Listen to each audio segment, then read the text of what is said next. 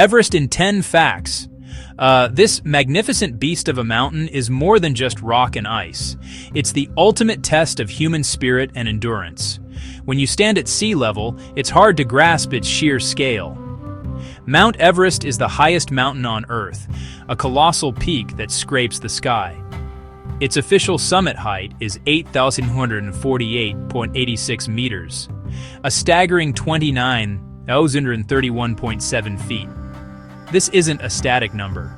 The Indian and Eurasian tectonic plates are in a constant slow-motion collision beneath it, pushing the mountain upward by a few millimeters each year. It's a living, breathing giant, growing ever so slightly over time, reminding us the forces that created it are still at work. You can't just point to one country on a map and say, there it is. Everest is a shared giant, straddling the border, Nepal to the south, China's Tibetan Autonomous Region to the north. This dual identity is reflected in its names. In Nepal, it's Sagarmatha, goddess of the sky. In Tibet, it's Chomolungma, Holy Mother. Both names carry deep spiritual reverence. For local people, it is sacred, a home to gods and spirits. The mountain is a titan within the mighty Himalayas. The air on Everest is a different world. For decades, Everest remained unconquered, a challenge that taunted the world's most ambitious mountaineers. Many tried and many failed, some paying the ultimate price. Then, on May 29, 1953, history was made. Sir Edmund Hillary, a humble beekeeper from New Zealand, and Tenzing Norgay, a supremely skilled and experienced Sherpa from Nepal. They stood together on the summit, the first human beings to ever look out from the roof of the world. Their success wasn't just a personal victory, it was a triumph for the entire British expedition and a moment of inspiration for a post-war world. It proved that with courage, teamwork, and sheer grit, the limits of human achievement could be redrawn. The news of their success didn't travel by satellite phone or instant message. It was a race against time to get the story out. A coded message was carried down the mountain by runner and sent by radio to a post in Namche Bazaar, finally reaching London on the morning of Queen Elizabeth II's coronation. It was a perfect storybook ending. The achievement of Hillary and Norgay captured the global imagination, transforming them into international heroes. Climbing Everest is not a walk in the park. It's a calculated assault on a vertical fortress. There are two primary routes to the summit. The most popular is the South Col route, which begins in Nepal. This is the path Edmund Hillary pioneered. This is the path Tenzing Norgay pioneered. It's famous for its treacherous Khumbu icefall, a constantly shifting glacier of enormous ice blocks. Close-ups of seracs that can collapse without warning. Climbers must navigate this chaotic maze on ladders. Climbers must also use ropes, always aware that the ground is moving beneath their feet. It's a deadly game of Russian roulette. Move fast to minimize time in the line of fire. The other main path is the North Ridge route, approached from Tibet and China. Early British expeditions in the 1920s attempted this route. The ill-fated expedition of George Mallory, the ill-fated expedition of Andrew Irvine. While it avoids the Khumbu icefall, it presents its own difficulties. Longer time at extreme altitude, more exposure to relentless winds on the northern face. The final push involves the 3 steps. The second step is a notorious near-vertical rock face. A ladder now aids climbers on the second step. Both routes demand every ounce of physical and mental strength. The dangers on Everest are constant and multifaceted. Avalanches are a primary threat. Huge slabs of snow and ice can thunder down with obliterating force. Whole expeditions have been wiped out in seconds. Above 8,000 meters, about 26,000 feet, you enter a place known by the grimly accurate name, the death zone. This isn't hyperbole, it's a physiological reality.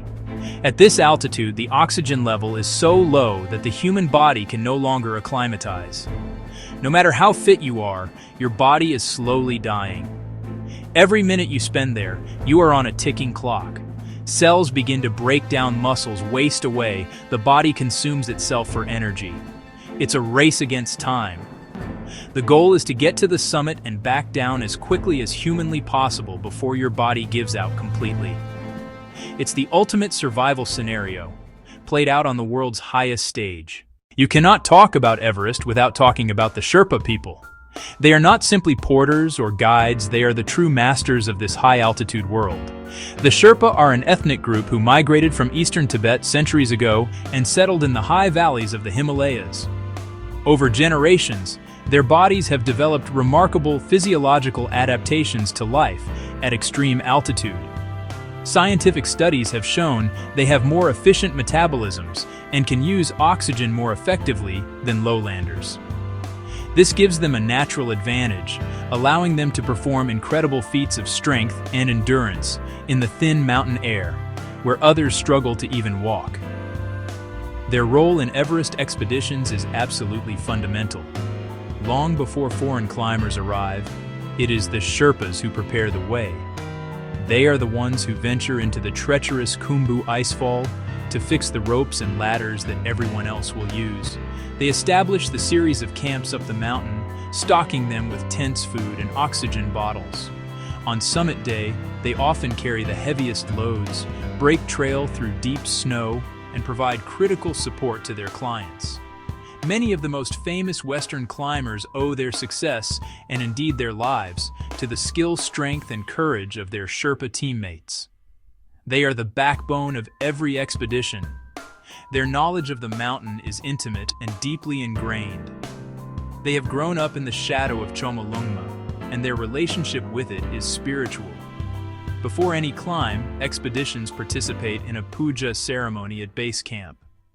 As Everest's fame has grown, so has the drive to set records. People have pushed the boundaries in every conceivable way. The oldest person to reach the summit was an 80-year-old from Japan. The youngest was a 13-year-old from the United States. There are records for the fastest ascent, records for the most summits, a title held by a Sherpa guide with over 24 climbs, and the first to ski down. People have even climbed without supplemental oxygen. While these records showcase incredible human potential, they also contribute to commercialization and crowded routes. Unfortunately, this increased human traffic has left a scar on the mountain. For decades, Everest became known as the world's highest garbage dump. Expeditions left behind a trail of empty oxygen bottles, discarded tents, food wrappers, and human waste. The cold, sterile environment means that nothing decomposes. Tents and equipment abandoned in the 1970s have been found perfectly preserved. This accumulation of waste is not only an eyesore, but an environmental hazard, threatening the fragile ecosystem and threatening the water sources below. Thankfully, there is a growing movement to clean up the mountain. The Nepalese government has launched cleanup efforts. Environmental groups have organized expeditions dedicated to removing tons of old trash. New regulations now require climbers to bring down their own waste. A garbage deposit system is in place to encourage compliance.